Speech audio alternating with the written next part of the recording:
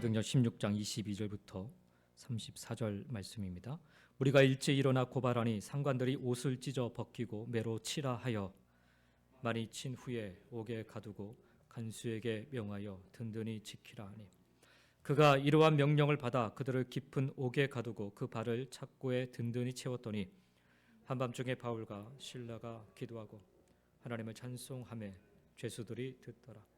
이에 갑자기 큰 지진이 나서 옥터가 움직이고 문이 곧 다 열리며 모든 사람의 매인 것이 다 벗어진지라.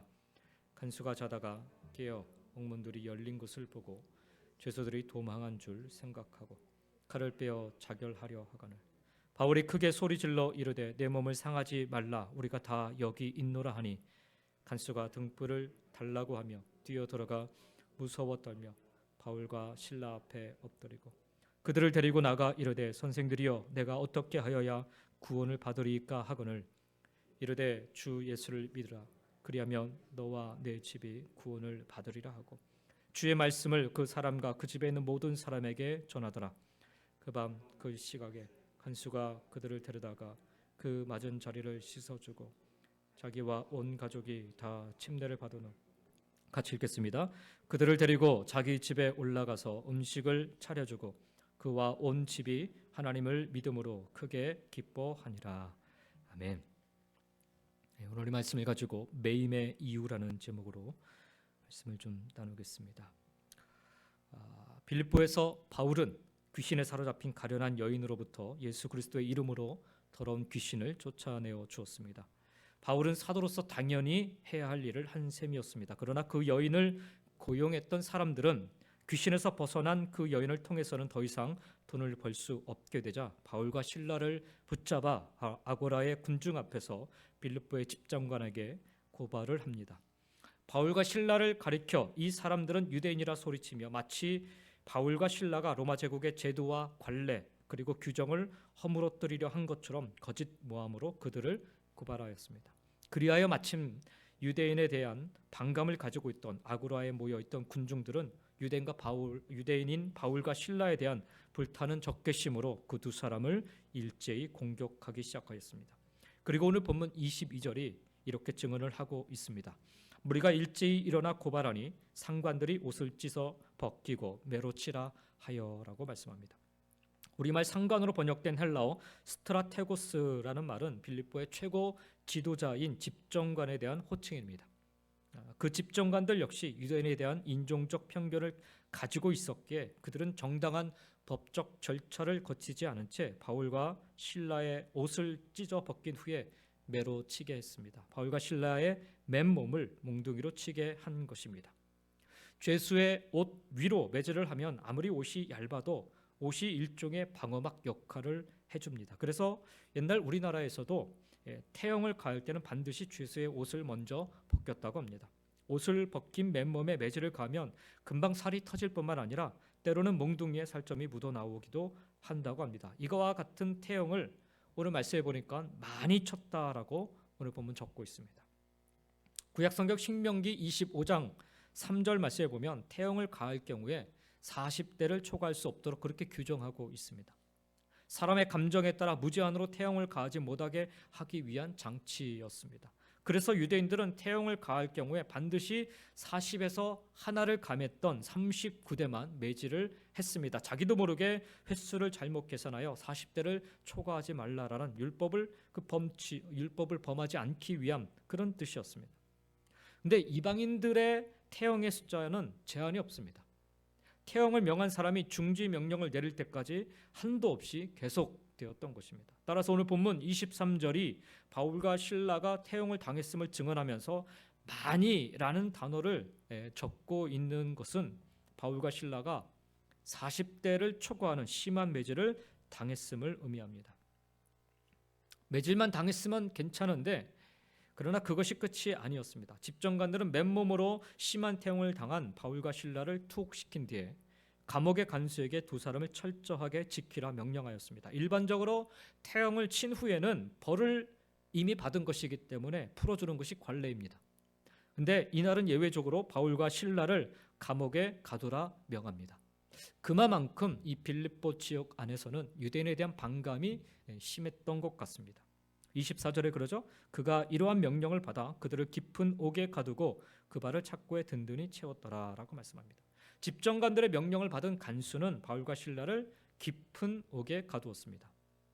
그 당시 로마 제국의 감옥은 복도를 사이에 두고 바깥쪽에 창이 있는 외옥이라는 게 바깥쪽에 경치를 좀 볼 수 있는 그런 외곽 쪽에 있는 옥이 있고요. 또 안쪽에 창이 없는 내옥이 있었습니다.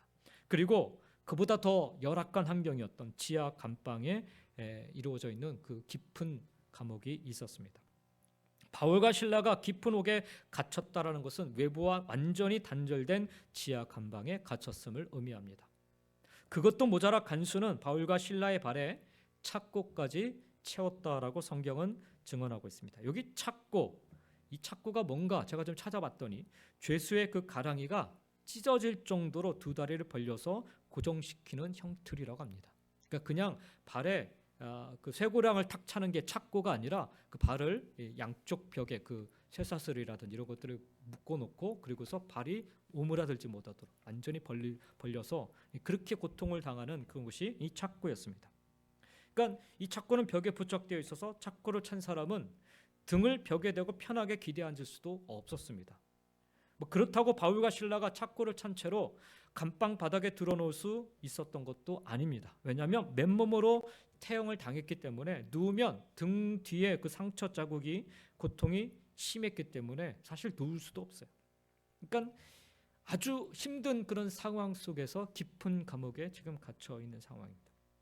그 상황 속에서 오늘 본문 25절은 이렇게 시작을 하고 있죠. 한밤중에라고 시작하고 있습니다. 이 한밤중, 하루 중에서도 가장 어두운 시간입니다. 그래서 한밤중은 일종의 절망의 상징이기도 합니다. 지금 바울과 실라는 한밤중을 맞이했다라는 거예요.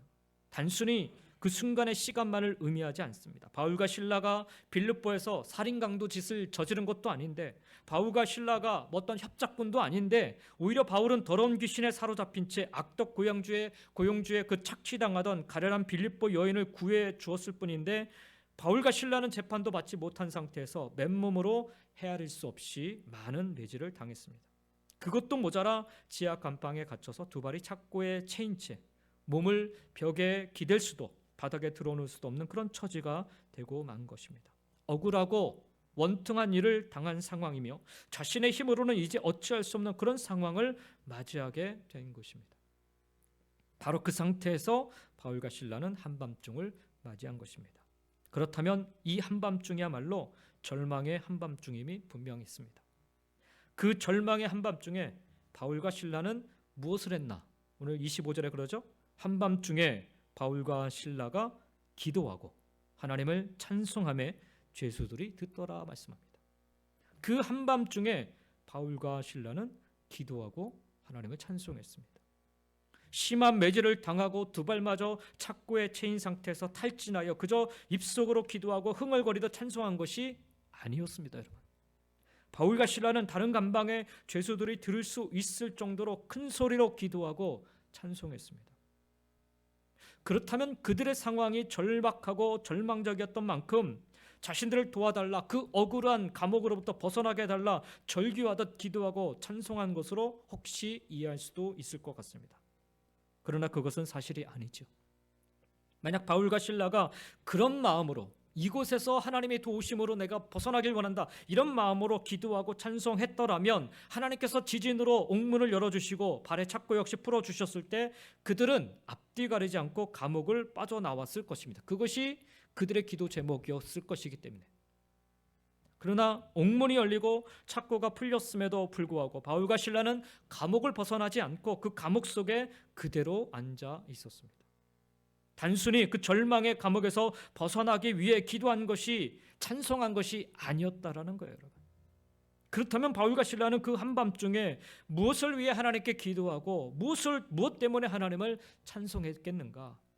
두말할 것도 없이 그 절망적인 한밤중의 감옥 속에서도 자신들을 통해 하나님의 뜻이 이루어지기를 기도했던 것입니다.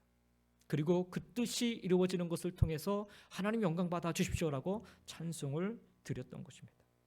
이것이 바로 옥문이 열리고 착고가 풀렸음에도 바울과 실라가 감옥 속에 그대로 앉아 있었던 이유였습니다.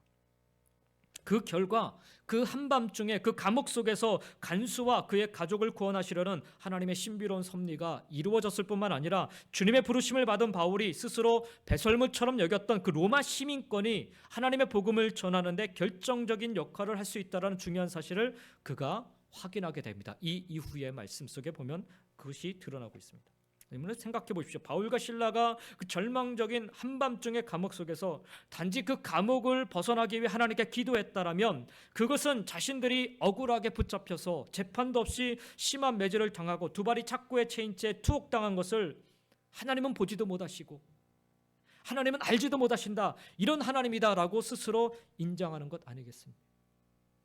만약 그것이 사실이라면 그 하나님은 당신의 종들이 당신의 이름을 위해 억울하게 고통당하고 고난당하는 현장에서 사라져버렸음이 분명하지 않겠습니까? 그런 하나님이라면 바울과 실라가 아무리 감옥 속에서 벗어나게 해달라 절규한들 과연 그 기도에 응답할 수나 있겠습니까? 그런 하나님이라면 믿을 이유나 가치가 과연 있겠는지요? 그러나 바울은 주님의 부르심을 입은 후에 하나님께서 자신을 보고 계시고 자기를 알고 계시고 자기와 함께하고 계심을 한순간도 잊은 적이 없었습니다. 우리가 계속해서 사도행전 말씀을 보고 있지만 2차 전도여행을 위해서 바나바와 헤어진 이후에 수리아 안디옥을 출발했던 바울, 오늘날 터키 대륙의 서부 지역에서 계속 복음을 전하기를 원했어요. 원래 갔던 길이었으니까, 원래 그곳에 복음을 전했으니까. 그런데 하나님께서 허락하시지 않으셨습니다. 그러나 바울은 무슨 일이 있어도 나는 이곳에서 복음을 전해야겠다, 자기 주장을 내세우지 않았습니다. 바울이 터키 대륙의 그 서북쪽에 위치한 무시아로 올라가요. 그래서 동쪽 비두냐 땅으로 진출하려 했을 때도 하나님이 역시 가로막습니다.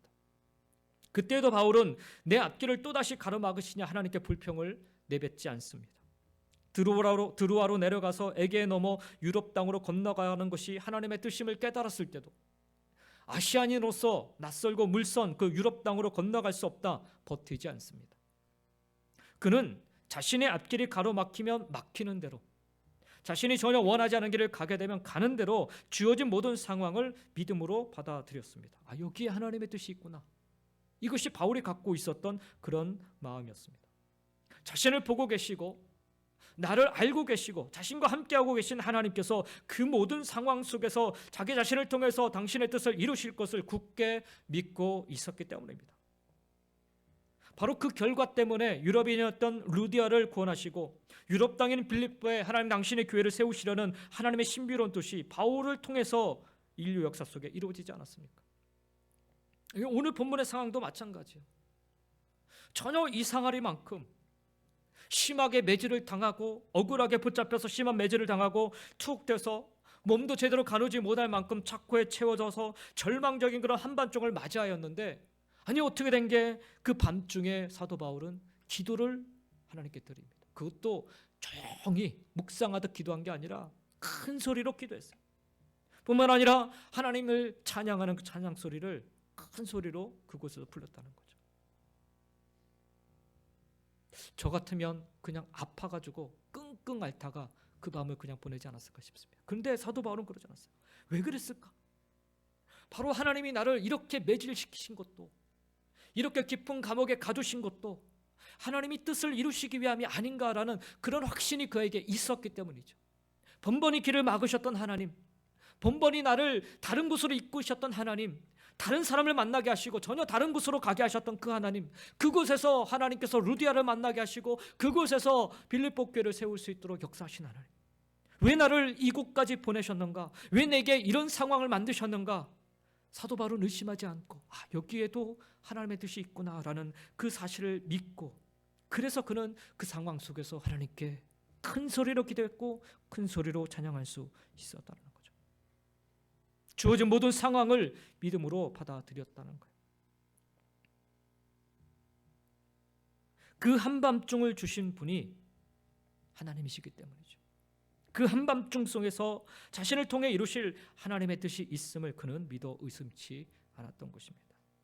그래서 바울은 신라와 함께 그 한밤중의 감옥 속에서 하나님의 뜻이 이루어지기를 기도하고 찬송했고, 그 한밤중에 감옥 속에서 간수와 그의 가족을 구원하시려는 하나님의 신비로운 섭리를 보게 된 것입니다.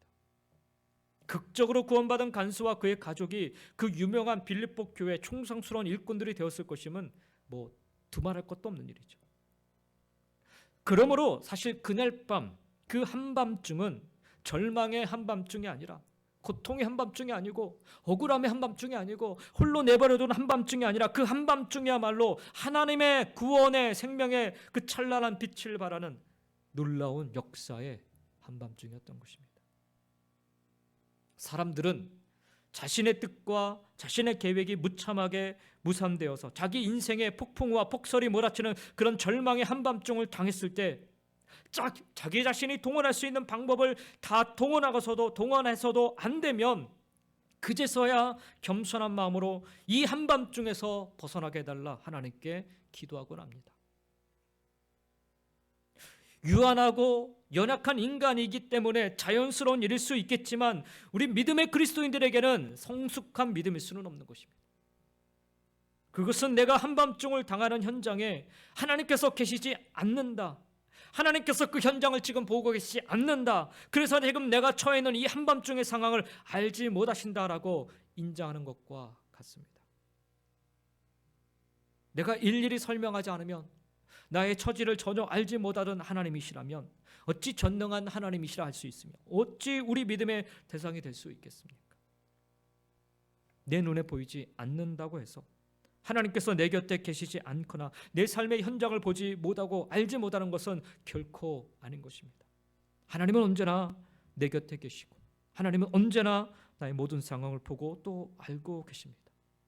그리고 그 모든 것을 통해서 하나님 당신의 뜻을 이루어 가십니다. 우리가 오해하지 말아야 될 것은 내 뜻을 이루고자 하나님이 계신 게 아니에요. 하나님 당신의 뜻을 이루시고자 오늘도 역사하신다는 것, 이것을 믿는 것이 바로 믿음인 것입니다. 이 믿음을 지니지 못할 경우에 우리는 하나님을 믿는다면서도 우리의 계획이 무산될 때마다 절망의 한밤중을 헤매느라 소중한 인생의 대부분을 허무하게 허비하는 그런 어리석음을 탈피할 수가 없는 것입니다. 지금 여러분 삶 가운데 어떤 절망의 한밤중이 찾아왔는지요. 그러나 하나님께서는 그 한밤중, 여러분의 한밤중을 다 보고 계시고 여러분의 한밤중을 다 알고 계시며 그 절망의 한밤중에서 여러분과 함께 하고 계심을 잊지 마시기 바랍니다. 그 한밤중을 주신 분 하나님이십니다. 그 한밤중을 통해 하나님은 하나님 당신의 뜻을 이루고 계십니다. 그러므로 그 하나님을 믿음의 눈으로 바라보시며 단지 그 한밤중에서 벗어나기를 위해 기도하는 게 아니라 그 한밤중 속에서도 나를 통해 하나님의 뜻이 이루어지기를 기도하시기 바랍니다. 그리할 때 여러분이 맞이하시는 그 한밤중은 절망의 한밤중이 아니라 소망과 생명과 능력의 한밤중이 될 줄 믿습니다. 두 번째로 매임의 이유, 첫 번째로는 하나님의 뜻을 이루기 위함이었습니다. 두 번째로는 매임을 풀어주기 위함이었습니다. 비록 심한 태움을 당한 채 외부와 완전히 단절된 지하 감방에 갇혀 두 발에 착고까지 차고 있었지만 하나님께서 자신들을 보고 계시고 자신들의 그 처지를 자신들보다 더 잘 알고 계시며 그 한밤중의 감옥 속에서도 자기들과 함께 계심을 믿어 의심치 않았던 바울과 실라는 그 믿음으로 그 한밤중의 감옥 속에서도 자신들을 통해 하나님의 뜻이 이루어지기를 기도하고 찬송했습니다. 그러자 놀라운 일이 일어났어요. 오늘 26절 그러죠. 이에 갑자기 큰 지진이 나서 옥터가 움직이고 문이 곧 다 열리며 모든 사람의 매인 것이 다 벗어진지라 말씀합니다. 갑자기 큰 지진이 감옥을 강타했습니다. 그와 동시에 감방과 감옥의 문들이 열리고 바울과 실라의 매인 것들이 다 벗어졌습니다. 바울과 실라의 두 발에 채워져 있던 착고마저 절로 벗어진 것입니다. 여기 감옥을 뒤흔든 것은 우리가 말하는 지진이 아니었습니다. 만약 지진이었다면 감방 바닥이 갈라지고 벽이 무너져 내려서 두 발에 착고를 차고 있던 바울과 실라는 그 감방 속에서 중상을 입고 말았을 것입니다. 지하 깊은 곳에 갇혀 있는 거 아닙니까? 무너졌으면 그냥 매몰돼서 죽는 거예요. 그런데 그런 일이 일어나잖아요. 그러니까 분명 옥터가 요동치었지만 감방 바닥에 갈라지거나 벽이 무너져 내리는 일이 없었다라는 거예요. 그 대신에 바울과 신라가 갇혀있던 감방과 감옥의 문, 그리고 바울과 신라를 속박하고 있던 창고만 정확하게 열리고 벗어졌습니다. 단순한 지진이 아니라 하나님의 역사였기 때문입니다. 여기 옥터가 움직이다, 문이 열리다, 메인 것이 벗어지다 라는 동사가 모두 원문에 보면 수동태로 기록되어 있습니다. 바울과 신라는 자신들이 갇혀있는 감옥의 그 집안이 요동치고 감방과 감옥의 문들이 절로 열리고 자신들이 매어있는 창고마저 절로 벗어지리라 상상하지도 못했던 것입니다. 그러나 하나님께서는 바울과 신라를 위해 그 한밤중에서도 그렇게 치밀하게 일하셨던 것입니다.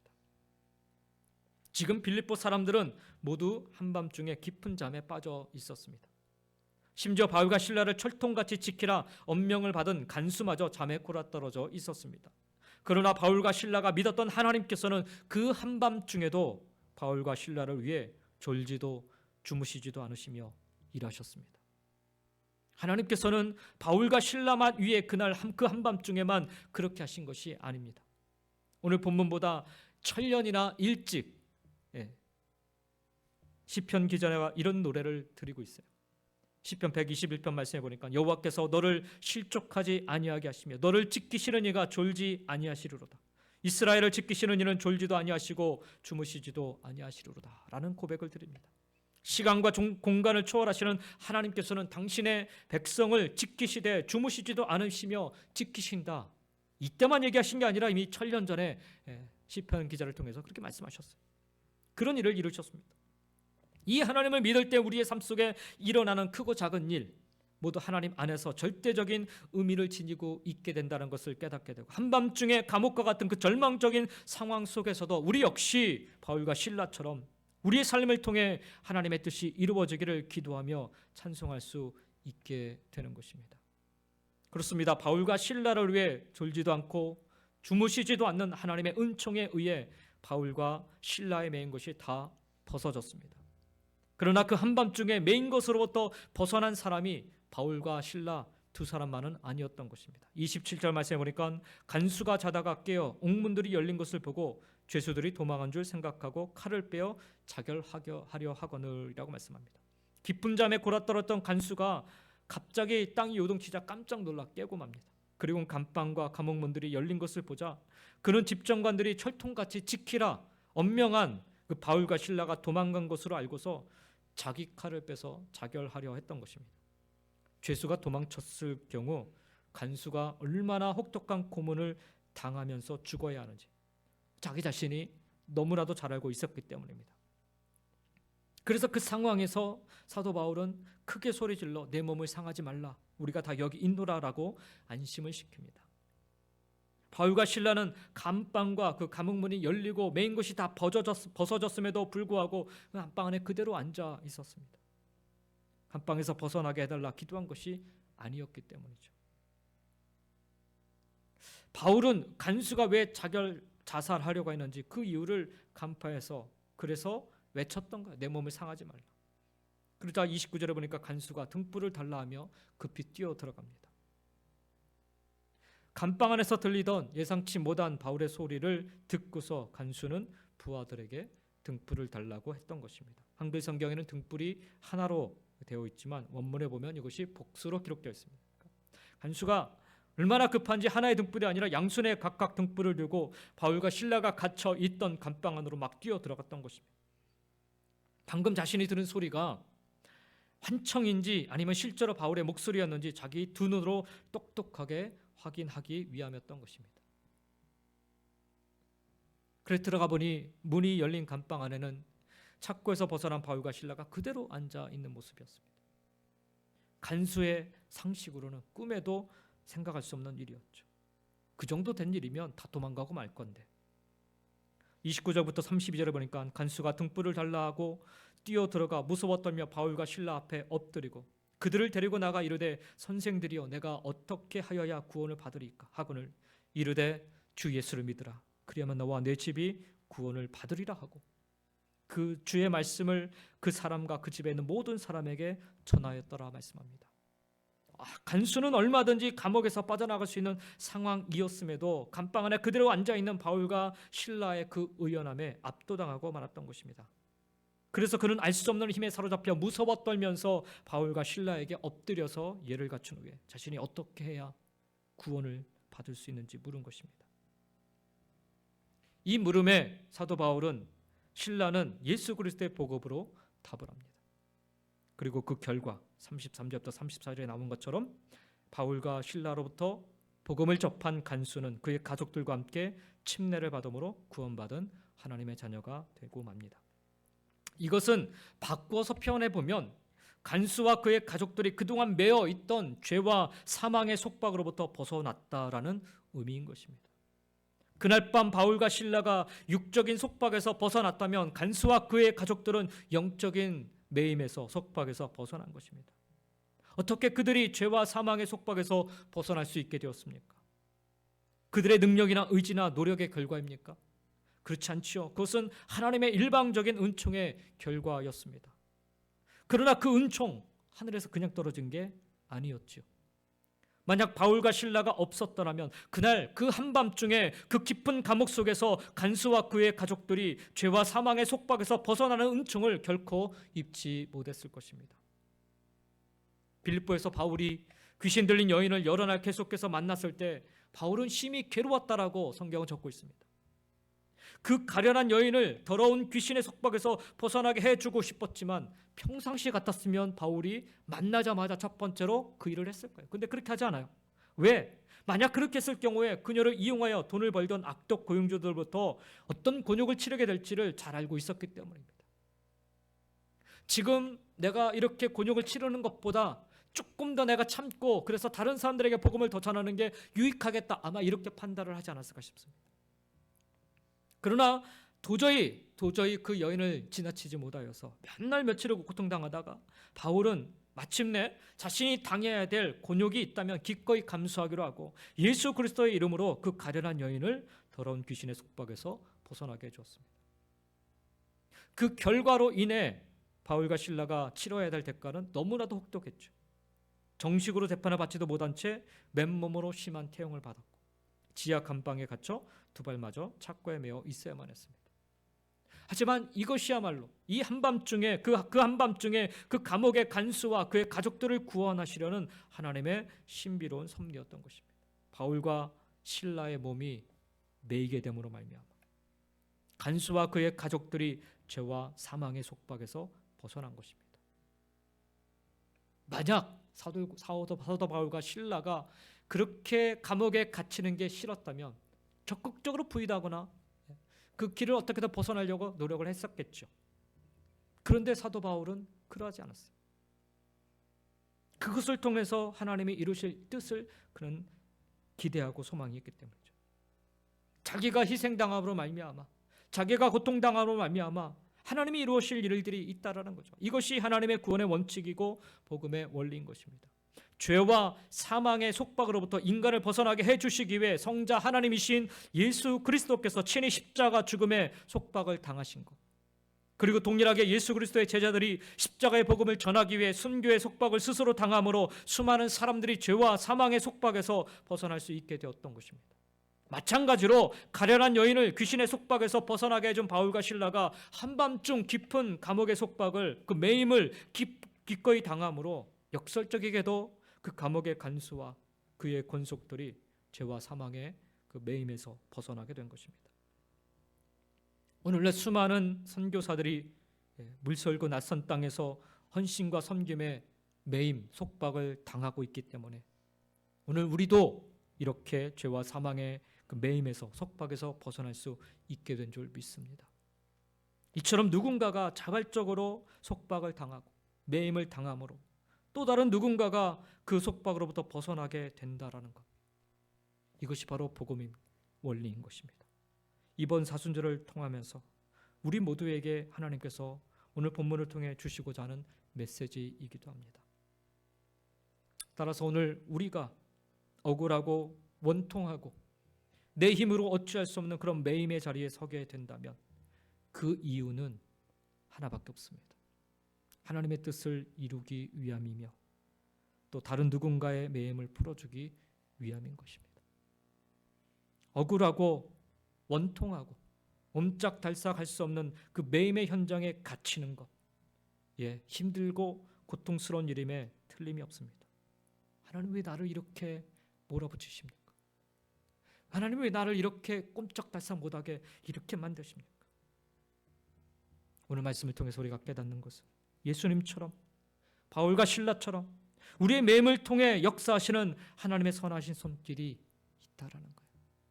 그 하나님의 선하신 손길을 기억하신다면 여러분 기꺼이 매임의 자리에 서시기를, 그리고 그 매임의 자리에서 오늘 사도 바울과 실라가 보여줬던 그 의연한 믿음의 모습, 찬양과 기도 드릴 수 있는 그런 모습, 저와 여러분의 모습이 되기를 주님의 이름으로 간절히 축원드립니다.